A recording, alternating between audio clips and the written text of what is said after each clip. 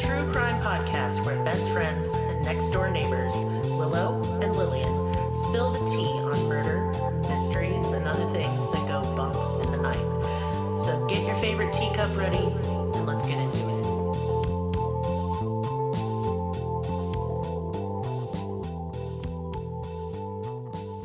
Welcome to Cruelty Podcast. This is Lillian, and with me is Willow. Hello. And this is Best Friends Who Kill Month. That's right. Yes. Mm-hmm. And these first two cases, I feel like, could almost be in a category of their own because they're teenagers. Yeah. Mm-hmm. But...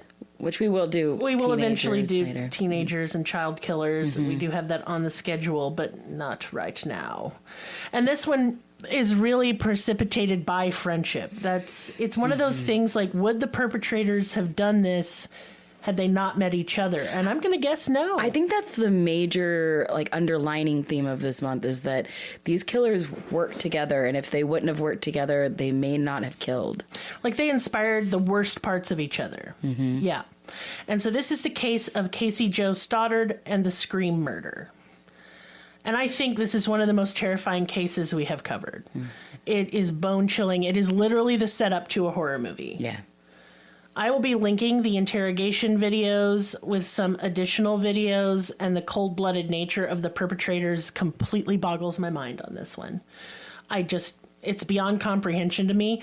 I think something happens when two very bad, very sick people get together and form a bond of friendship based on depravity. Maybe alone, these two wouldn't have done anything, but together, they did something heinous and baffling. Like our last case, we're left wondering why. Mm-hmm. And this time we hear it from the mouths of the murderers. And the answer is because they wanted to, and they thought it would be fun. And I just don't understand. This case was inspired by the movie Scream and a twisted friendship between two high school boys. Could they have picked a better movie? I mean... Right. Scream is just such a boring movie, like, to me. I know it has a lot of fans, and it's a cult classic, so I understand of the times, especially kids are really prone to thinking things are cool if everybody else does. It felt very uninspired to me, but that's because I grew up with 80s slasher flicks. Right. And I'm not into slasher flicks personally at all. I just don't get it. But You've just become desensitized by them. I'm not, because I don't watch them and they really gross me out. I find them typically pretty misogynist, and they have that sort of slut-shamey culture in them that I don't like. Yeah. Barf. Right. Yeah. And I think what made Scream fun, I did like certain parts of it, was the killers were kind of witty and funny. They were edgy, cool guys. And I think that's what drew these boys to that. They wanted to be edgy, cool guys, and they fucking weren't.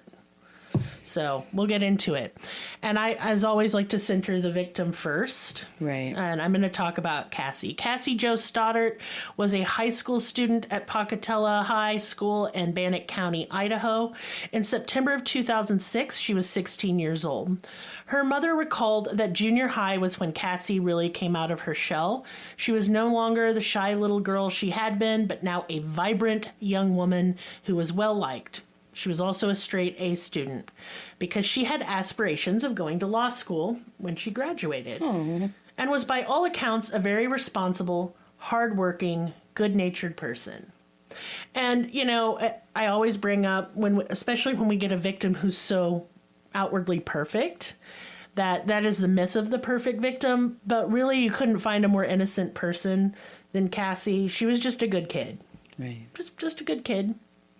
Cassie had been saving up to buy her first car. Not everyone is privileged enough to have their parents buy them a car. I was. Mm-hmm. I was given a car on my 16th birthday. I mean, it was a 1984 Cutlass Supreme, and that thing was a fucking tuna boat. Cutlass Supreme. I mean, it was rad. It was like all brown velvet interior. Nice. Nice. But it was huge. It was like navigating like a fishing boat. Like an actual boat. Yeah, it was heavy. Mm-hmm. And, I don't know. This was before I became an all-around disappointment to my folks. When my parents gave me my first car, it was like a day or two before I told them I was pregnant. And they were like, are you serious? We wouldn't have bought you a car if we knew you were pregnant. What difference does that make? Because they had to pay for the hospital bills. I was underage. Yeah. Yep. Well, Shit happens. Yeah. So, yeah, she'd been saving her money and taking on jobs here and there. On September 22nd, 2006, she was going to house sit for her aunt over the weekend to earn some more money to go to her car fund. And this was a big deal. She'd never really spent any time outside of her house, especially not overnight like that, other than, you know, friends' houses. But this was all weekend, Friday, Saturday, and Sunday. Friends' houses have parents. Yes, exactly. And she would be all alone. So it was the first time spending time completely on her own. The house was in a rural area, and it was really, really remote, and cell signal was pretty spotty out there. She was a little nervous. Her mother dropped her off Friday afternoon. Cassie's aunt would be returning on Sunday at around noon. Being responsible and hardworking, Cassie could be trusted with this responsibility. Though her mother was nervous to leave her by herself, everyone has to grow up sometime. And I know this feeling because I have 2 adult children. Those first forays into independence are just nerve-wracking. Even now, though producer Will is almost 21, I still worry, and I still like that he calls me on his walk home from work every night, just about. Yeah, it makes me feel better. I just get this lurching, nervous feeling in my stomach when I think of them stretching their wings and leaving the nest. I'm sure that's just how Cassie's mother felt, and most of the time, nothing bad happens because it's just a part of growing up. Right. The aunt's house was only 15 minutes from Cassie's. But like I said, it's in a remote area, and it was a big house too, so it felt kind of eerily empty when she arrived at 5:30 p.m. But Cassie wasn't going to be spending the entire weekend alone. Shortly after she got to her aunt's house, her boyfriend of a few months, Matt, showed up. They had planned on doing homework together and watching movies and making out, let's be clear. She wanted to get some kissing in. Yeah. Some smoochies. Cassie's mother and aunt knew Matt was coming over, so this is not like she's being sneaky. Right. Because some researchers wanted to suggest that. Not true. There is quite a bit of misinformation in this case, or conflicting information, and I'm going to try and set it straight. Yeah. They trusted Cassie and they liked Matt, and besides, his mother would be there at 11 p.m. to pick him up. Right. So everyone's parents knew. Yeah. Yeah. It's unclear in my research, but some sources say that Matt, unbeknownst to Cassie, had invited 2 mutual friends over. Other sources said that Cassie knew the 2 friends were coming over, and in a lot of dramatic reenactments, which, by the way, I fucking hate. Oh, yeah. I've seen Girl, them. They're always nasty. But it shows Cassie being really upset with her boyfriend. Take all of that with a grain of salt, although I do believe she had no idea that she wanted to be alone with her boyfriend. Right. She didn't want him bringing his dumb friends over. Right. But he kind of wanted to party. He wanted to drink some booze and do some naughties. And they could bring the booze because he couldn't bring the booze because his mom. Nobody could bring the booze, but they assumed the aunt's house might have had liquor in it. Oh, gotcha. Yeah, and Cassie was not about it. She was very responsible, and she was very pissed off. And so she put her foot down, absolutely no drinking. They could all watch some movies, which everyone thought was lame, but went along with it because she was just not having it. At any rate, at around 8:30 p.m., Torey, Adamcik, and Brian Draper arrive expecting a party. Torey and Brian also went to Pocatello High School. Torey was a quiet, creative kid who was well-liked by his peers, although... I mean, I say that. It was more like he was kind of ignored by his peers. He was just one of those kids who flew under the radar. He didn't get bullied, but he wasn't popular. He was just kind of there, especially because he was really, really reserved and really shy. Now, something I want to point out is there's a lot of propaganda by his family to paint him as this little mousy, sweet baby angel. Something's wrong with this kid. I think he was a bit antisocial. And had clearly had some emotional problems going on. Prior to all of this, he had never been in trouble at school or with the law, had never been violent, and was a pretty good student. When he met Brian Draper in 2006, 6 weeks prior to September 22nd, he thought he found a kindred spirit. Brian liked movies as much as he did and was a funny, charismatic kid. It helped Torey kind of bring him out of his shell, and the two bonded over their love of horror movies, especially the movie Scream. Like a lot of teenagers, the boys had big dreams of being famous. For Torey, he wanted to be a famous filmmaker. Brian had darker dreams and started sharing them with Torey. Now, we see a lot of back and forth blame between the two. They love to blame each other. No, it was all Brian's idea. No, it was all Torey's idea. I'm not buying into either one of this rhetoric. I think they both had kind of darkness to them that multiplied when they were together. Torey was always into movies, especially horror movies. And y'all, I want to be clear. Just because you love horror movies doesn't make you have darkness. Like, I love horror movies. Hereditary is one of my favorite movies, and that movie's fucked up.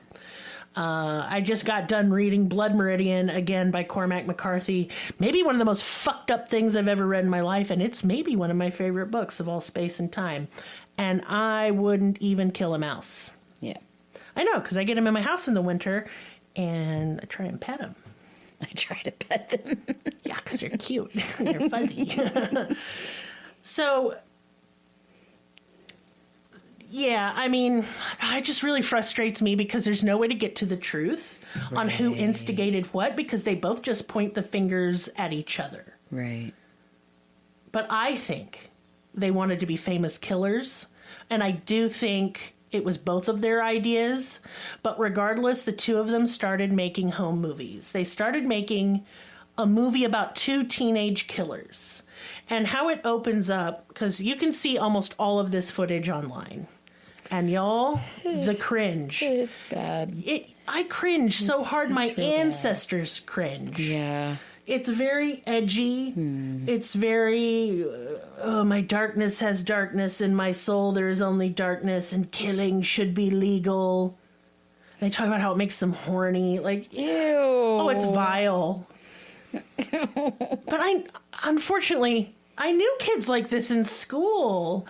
Like the guys who wore the dark clothes and the long hair. And, not just the goth kids. It usually wasn't the goth kids, if we're going to be honest. It was like the metalheads frequently. They'd be kind of scuzzy. Oh, like Slipknot.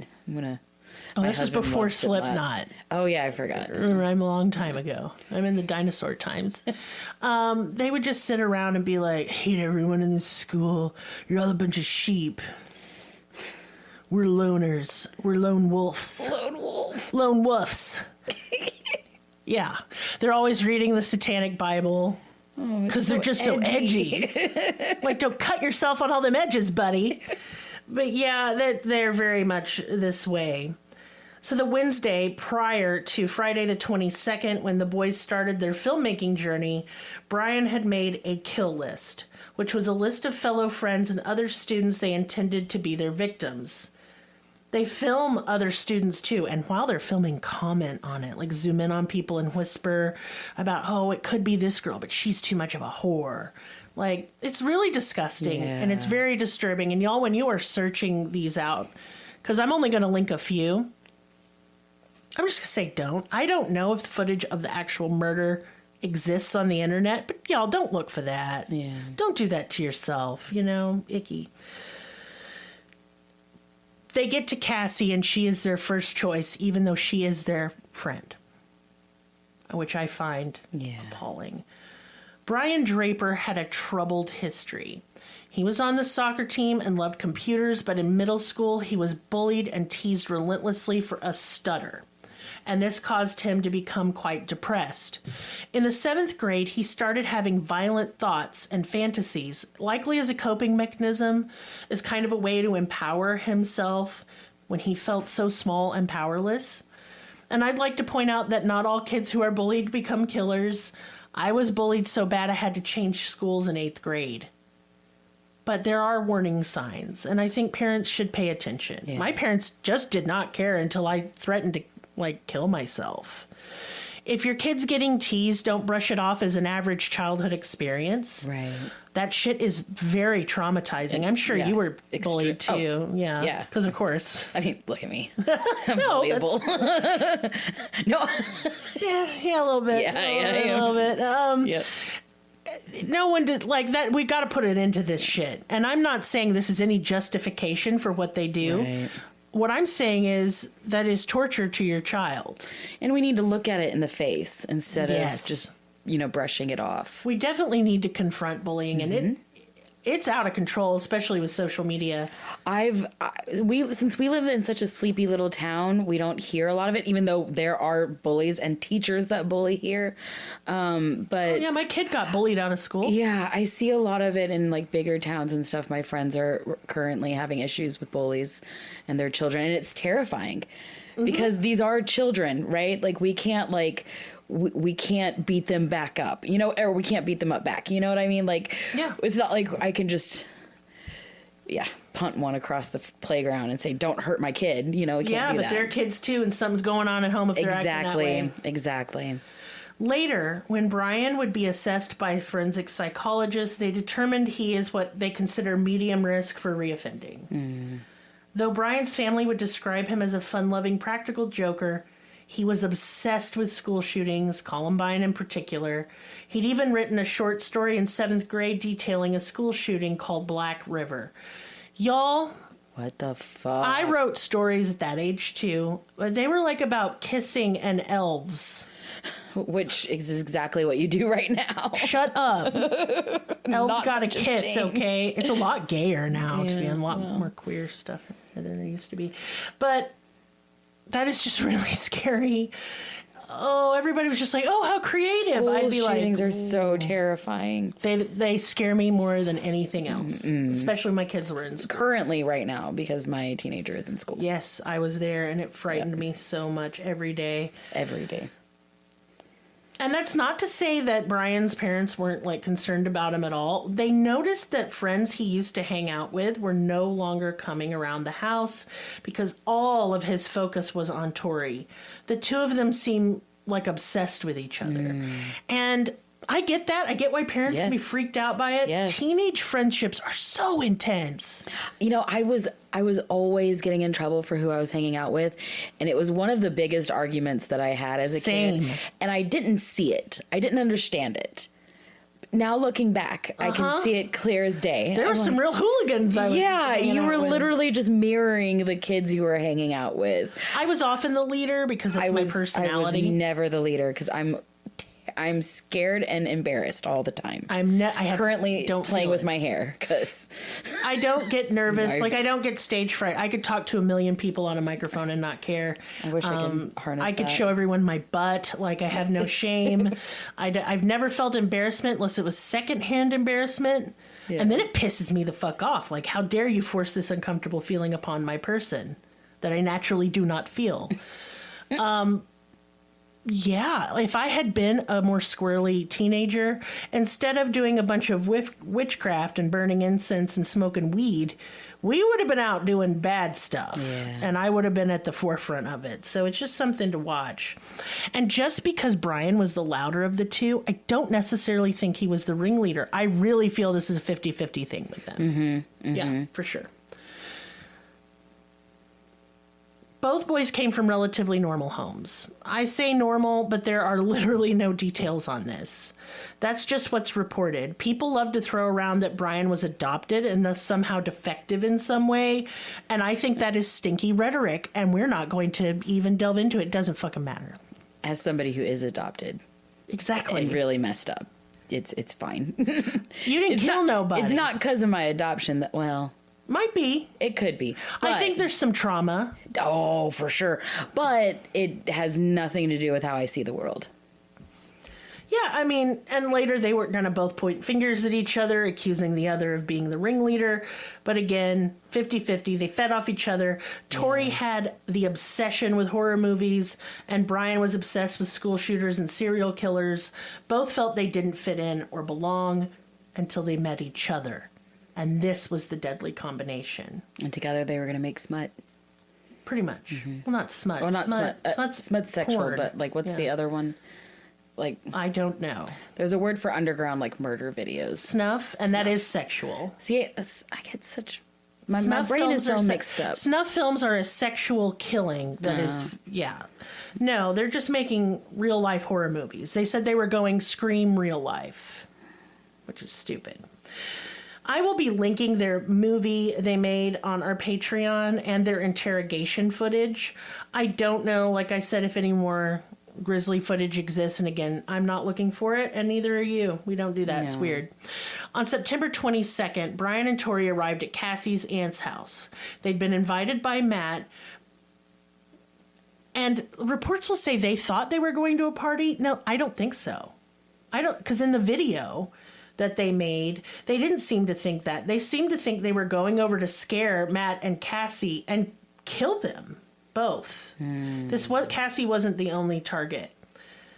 And it's also not clear if they meant that night necessarily or some other night for Matt or other victims, but definitely Cassie that night because she's alone in that house. And they mentioned that in the video. It was a video like of them in the car driving.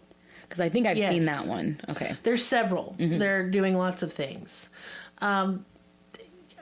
I know, like, it's known that Cassie was the first name on their list. They intended to kill as many people as possible. Right. Why had they chosen Cassie, who was their friend? Because she was a good victim. Cassie was well-liked, a straight-A student, responsible, not a partier. They picked her simply because she was a good person. And I think deep down they resented her popularity and goodness. They wanted to snuff it out. I also think it was kind of a crime of opportunity. Mm-hmm. I think when she told everybody, hey, I'm going to be house-sitting this weekend. I think she told everyone on a Tuesday. Wednesdays when they make this stupid movie in their kill list, I think that inspired them. Wow.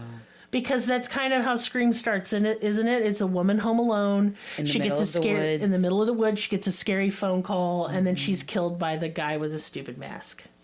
Stupid. Mm-hmm. Yeah. So Cassie clearly only wanted to hang out with her boyfriend, but being a gracious host, she gives them a tour of her aunt's large home, including the basement. Brian and Torey take mental note during this tour of where all the doors and windows are. During their time hanging out with Cassie and Matt, Brian makes sure the door in the basement is unlocked so they can return later. They pick a horror movie to watch. It's not a horror movie. It keeps getting called a horror movie. Kill Bill's not a horror movie. It's an action movie. Yeah, I love Kill Bill. Me too. Yeah. But they leave before it's finished. Brian claims he's bored and he wants to see a real, horror movie with Torey at the theater. After only being there for an hour, Brian and Torey leave, presumably to leave the couple alone, to have some alone time. Because even jokes Brian does with Cassie, you want some alone smoochy time? And she's like, fuck off.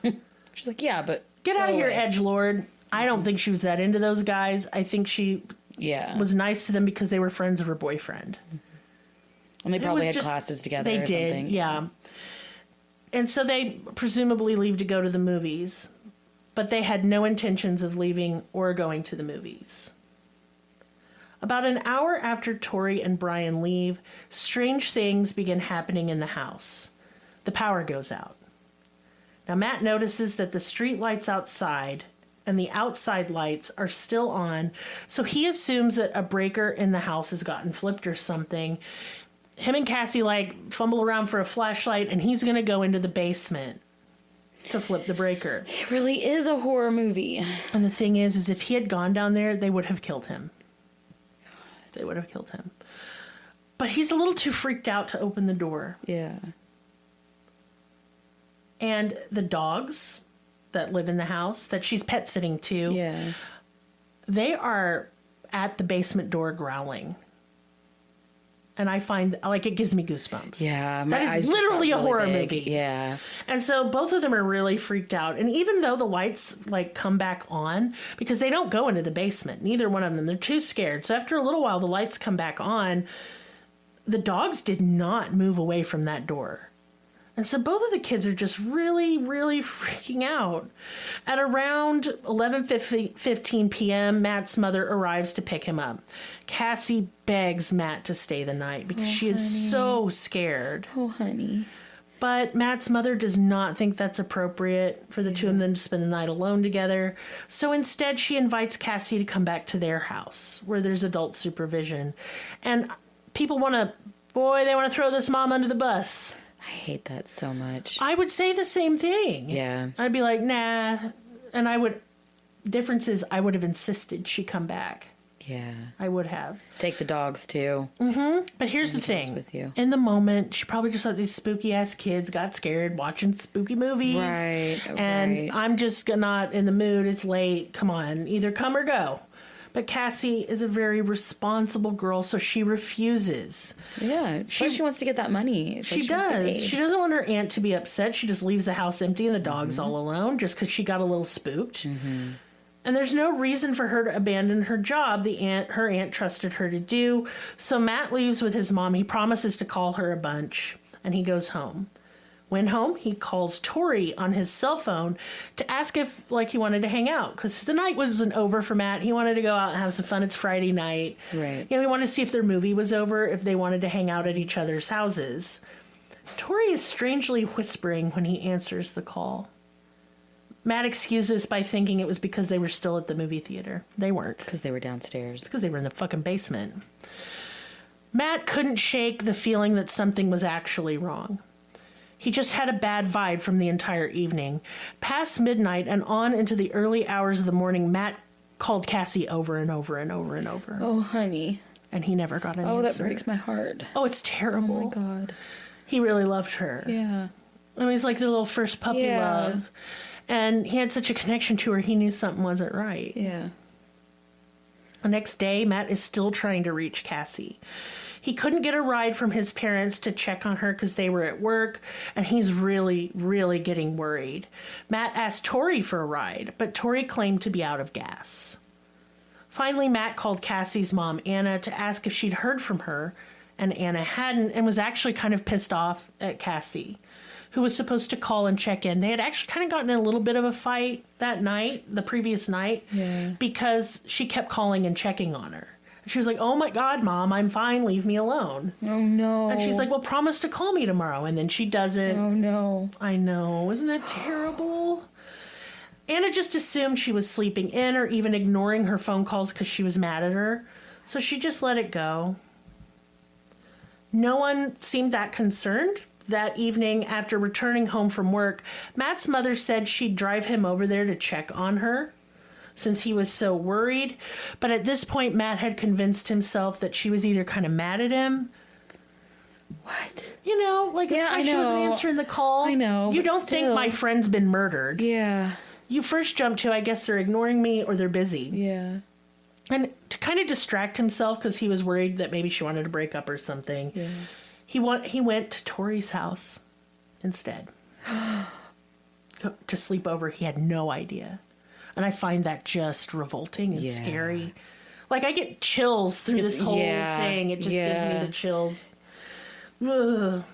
No one went to the house until the following day, the 24th. Cassie's Aunt Allison arrived home with her husband Frank and their 13-year-old daughter at around noon, as she'd promised to do.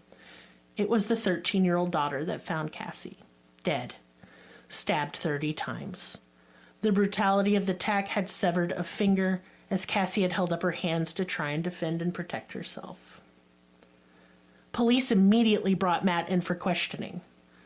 However, it was pretty clear to investigators that he had nothing to do with Cassie's death. Matt's mother had seen Cassie in the doorway, alive and well, as they drove off to head home.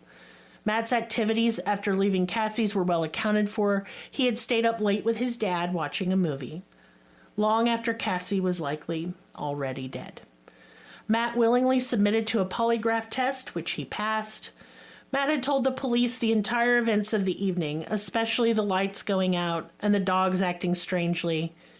And then at the end of the interview, he offhandedly mentioned that Brian and Torey had stopped by for an hour. But see, to him, he didn't even lead with that. He's not thinking that. Mm-hmm. He thinks there was an intruder. And there was. There was, but not them. Not one that he knew. He didn't think it would be them. Brian and Torey are then brought in separately for an interview with police. They claim to have gone to the movies after leaving Cassie and Matt, but no one saw them at the theater. A classmate and friend of theirs worked at the ticket counter and could not recall seeing them. When asked what movie they'd seen and what it was about, neither one of them could answer.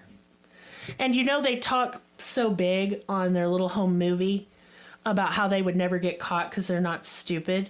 And they just make 4,000 stupid fucking mistakes. If you are going to do this, you go buy the ticket so you can show the stub. Mm-hmm. And you at least read the synopsis of what the fucking movie's about. I mean, I used to do that. I used to say that I was going to movies or going bowling. Yeah. And I would, like, I don't know, get either a ticket from somebody who went. I'd go to the parking lot and find cast off ticket stubs. Yeah. Yeah. So I could say, see, I was at the movies, Mom. Yeah. When really I was at a pool hall smoking cigarettes. Like an asshole. Yep. When it was clear that law enforcement wasn't buying their story, Brian and Torey said it was true. They hadn't been at the movies. That they were trying to steal cars instead. God. That's not good either. No. It's stupid. Their home videos actually showed what they were up to on the day of the 22nd. They skipped their fourth period class to film themselves making their death list, saying that Cassie made it to the top because she would be home alone. Brian is heard saying that he wanted to make a mark on the world, and he believed that this was the best way to do it. Torey finished the sentiment by saying the perfect ending to all of this would be a school shooting. Ew. Brian heartily agrees. After pretending to leave the house with Cassie and Matt, Brian and Torey entered into an unlocked basement door, and they were the ones who turned the lights off. This is how they tried to lure Matt and Cassie down to the basement. They made noises to get them to go down the stairs, but neither teen did this. It was an old house, so it was kind of creaky. They just assumed it was regular house noises. They were too scared to look. Yeah, I wouldn't. They wore Halloween masks they had painted themselves with blood. Not real blood, obviously, like red paint. And they brandished knives. Later, Torey will claim he thought this was all pretend, a joke, that they were just making a movie. This is a huge part of his ongoing appeal process, by the way. When Matt left, if you remember, he called Torey asking to hang out. And that's why he was whispering, like you said. He's hiding in the basement, about to murder his girlfriend. Once Matt was gone, they cut the power again. And this time they didn't turn it back on. Oh my God. They snuck upstairs. So it's like as soon as her boyfriend left. They waited a little bit. So, okay, here's the timeline. Is they leave the house at 8:30. They don't show, and they just park down the street. And they're filming the house. Just so eerie. When both Cassie and Matt are in there just trying to hang out and have a good time, they're filming the house. They go in at about 10:15 into the basement, and they cut the lights. And then Matt leaves at 11:15, and then it's probably midnight when they cut the lights again. And Cassie she was kind of dozing on the couch. And that's they sneak upstairs from the basement. And they recorded this, by the way. Then they slam the basement door to scare her. They can't just kill her. They got to terrify her first. Right. And she probably had no idea who it was. Because she kept screaming, "Who is it?" She didn't recognize because they had masks on. They both jumped on her, stabbing her 30 times. And then they just fled the scene and let her bleed out.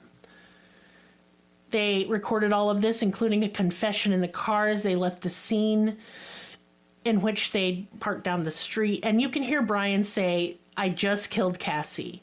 I just watched the life leave her body." Torey says that they have to get their act straight. During interrogation, Brian was the first to cave. When law enforcement brought out the polygraph machine, he confessed, sort of. He laid out the horrifying events of the evening, but with a caveat that he thought it was just a joke. He thought that they were just going to scare Cassie. He said that Torey walked in front of him and was the one to stab Cassie. Brian claimed the first time he didn't stab her. Then he changed his story and said that Torey forced him to stab her too, threatening him. So he only stabbed her in the leg. After she was already dead. Now, they left her, she was still alive when they left. I mean, she was dying.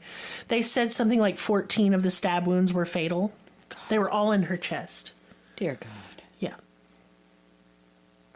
When confronted with his lies, Torey immediately asked for an attorney.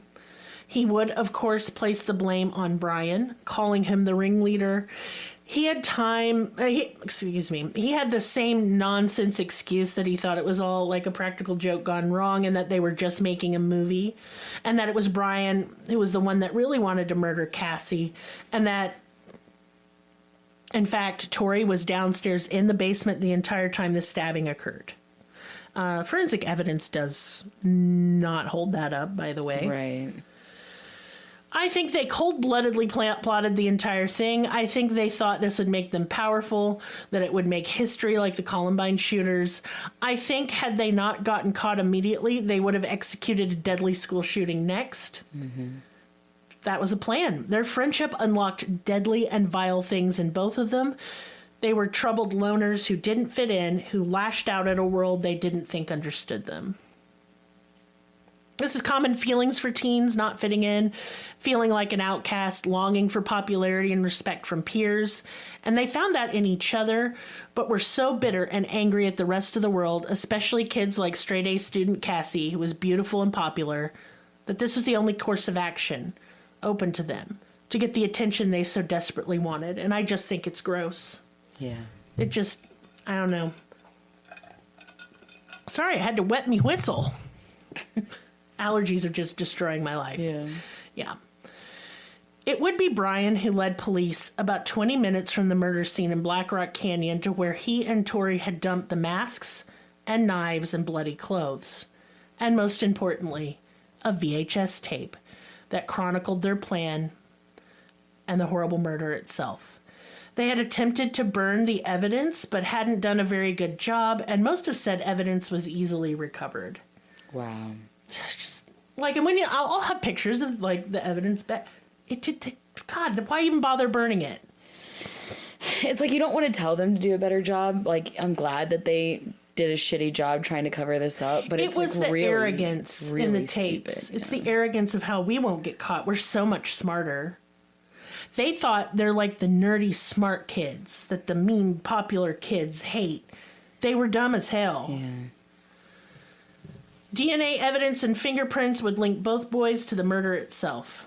Brian and Torey were tried separately. Brian first. Both were convicted of first-degree murder. They were tried as adults and sentenced to life without parole. Defense attorneys tried to get the VHS tape ruled as inadmissible because it's... damning. It's prejudicial. I don't want you to look at it. I can't say the word, and so I'm not going to try because I'm just fucking it up and my brain is dumb. But they thought like it was basically trial by media, especially for Torey, who had his trial second. Okay. Why? Well, clearly that didn't fly. They showed the tapes. Okay, because I was like, how is it trial by media if it's tapes that aren't released to the public? They did release some to the public. Yeah, before the trial they did. Well, they shouldn't. Torey would, of course, file an appeal stating that he'd never stabbed Cassie, that he was caught up in what he thought was a prank, not a murder plot. His mother even wrote a book about it, which I will not link her name. Oh, wow. I feel bad for her, and I understand her denial, but it's pretty clear when you watch the tapes that this wasn't a prank. Both boys are equally guilty. Torey said some really fucked up shit. And if that were my kid... Yeah, it wouldn't be. I don't know. Yeah. It wouldn't be anymore. Mm-hmm. Oof. Both boys are equally guilty. Brian has owned up to it now. In fact, his prison interviews are saying that, kind of like calling out Torey, like, I'm going to honor Cassie and the horrible thing that I did that I can never make up for by at least speaking the truth.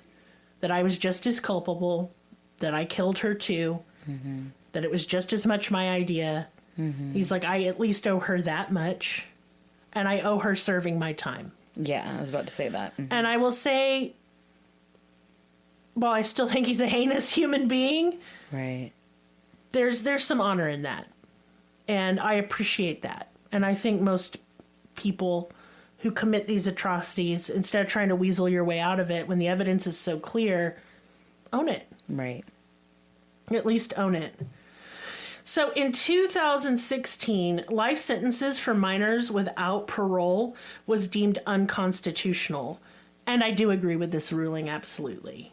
Your brain is not done developing until age 25, and that's not necessarily always age 25. It's just, that's the average. Right. It could be longer. It could be shorter.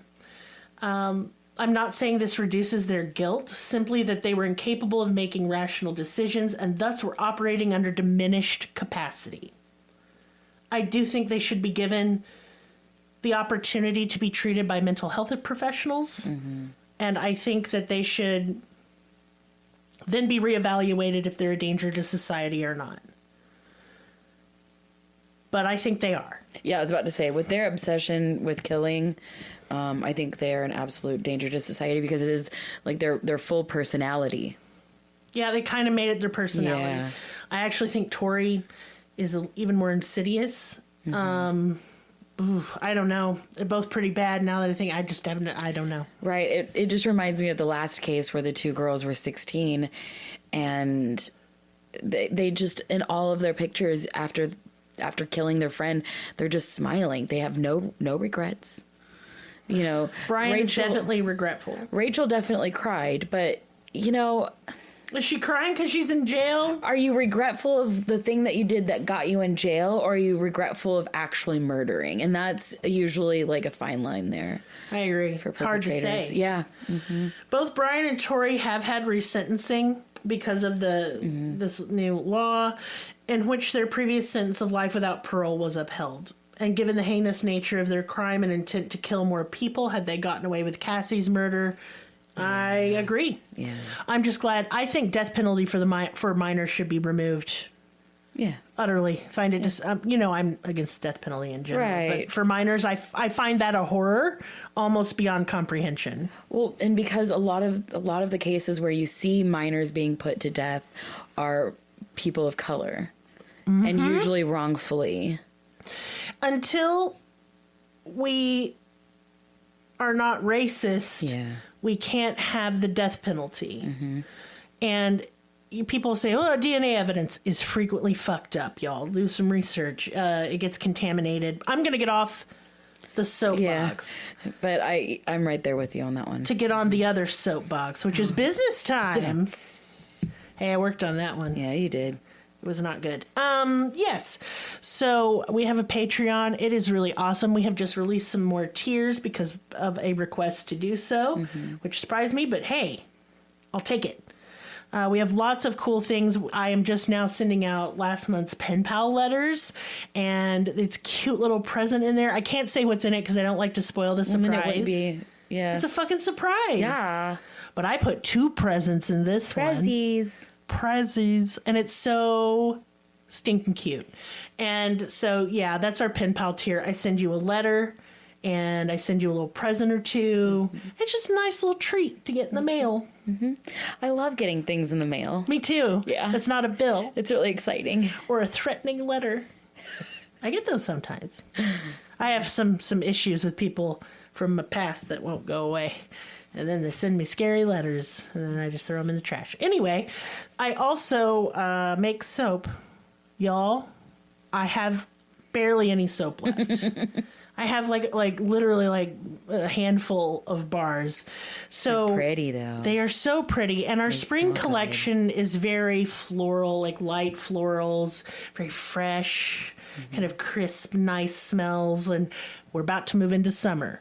So keep an eye out for Friday through Sunday. I am having a big flash sale. I'm reducing almost everything by 50% because I wanted to get the fuck out of my house. Yeah. I want to make room for all the summer stuff. What are you going to do for summer stuff?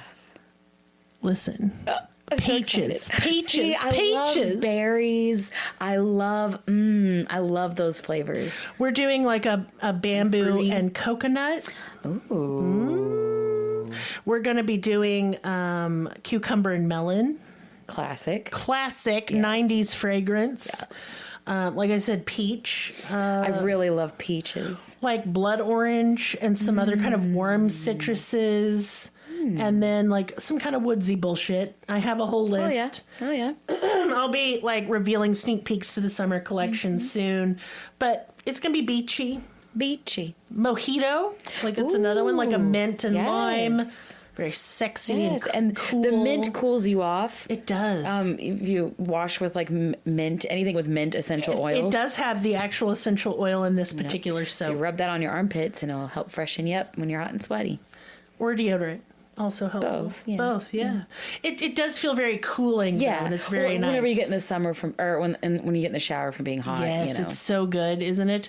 Yeah, but I want you to think like tropical, beachy vibes. I think of like those fruity drinks that you have on the beach with the little Yes, umbrella in and them. blackberry and vanilla is another one because you know what I love, blackberry cobbler, bitch. Dude, blackberry cream soda is my favorite. Oh, You yum. do blackberry with maybe a peach in the cream soda.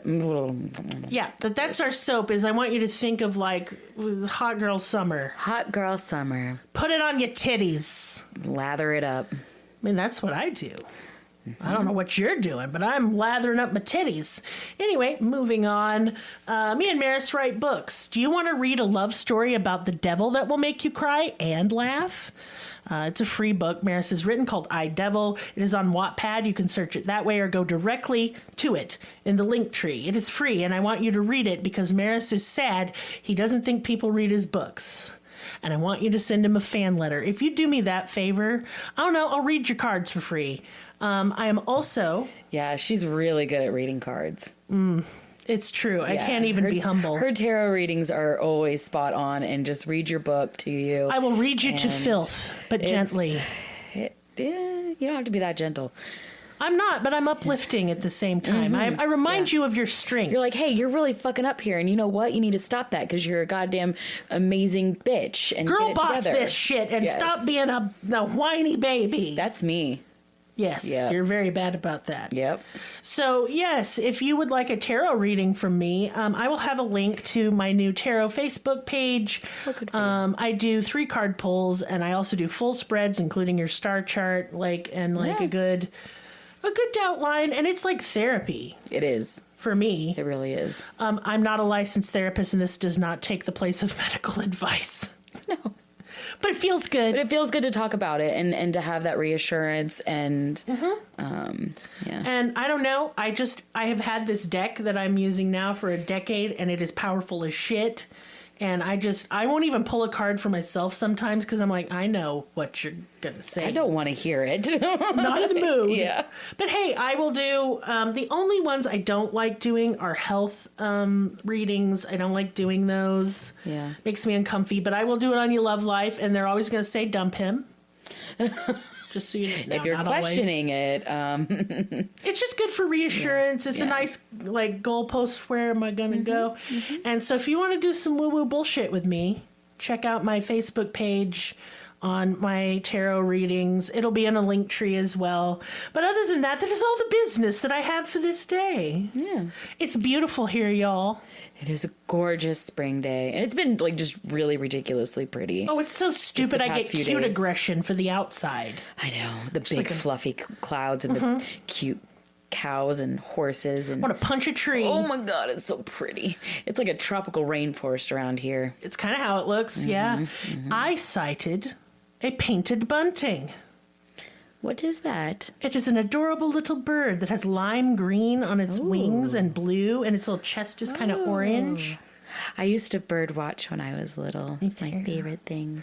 I like birds. They're neat. Can you tell we live in the woods? We're like birds. And Giant possum came up at my back door, and I have discovered that my old lady cat Aussie and this possum have a friendship. oh, They were both pawing at the door to try. They're in love. oh. It's like Romeo Well, and you're Juliet. gonna have to let it in. It's part of the family now. All right. You know, I'll do it. Yeah, Okay. I'll help. Maris will frown. I love possums Me too. so much. I relate. They're America's only marsupial. That's correct. They eat fleas and ticks and never They do. get rabies. They don't get rabies. They're very nice. They are nice and they will never bite. I have picked up so many possums, y'all. They wear fingerless gloves. They do wear fingerless, kind of like little hands. Yeah, and they wear their babies on their back. They do. And sometimes they accidentally drop their babies and they don't know it. So if you ever see a possum baby laying on the ground, pick it up, get it to a warm place, and Get it to a wildlife rehabber. Don't do it yourself. no, but get it to a warm Yeah. place first because Yes. usually it needs its mother's warmth. Yes. It's not like a deer that will just leave It its ain't baby. coming back. Because they're dumb as hell. Yeah, and they don't know. They don't know nothing. They can't They don't count. know that baby's there. They don't know maths. No. Anyway, hey, if all you can do to support this podcast is listen. Thank you so much for listening. Thank you. My transitions will never be good. It's fine. But I'm doing my best. Doing my level best. Now I'm going to go and eat some gnocchi. Gnocchi. I hate that word. I love it. It's fun. It's a fucking stupid word. But I love little potato pasta pillows. Potato pasta pillows. That's what they are. Somebody make a song. Potato pasta pillows. That's why we podcast. That right there. Anyway, hey, goodbye.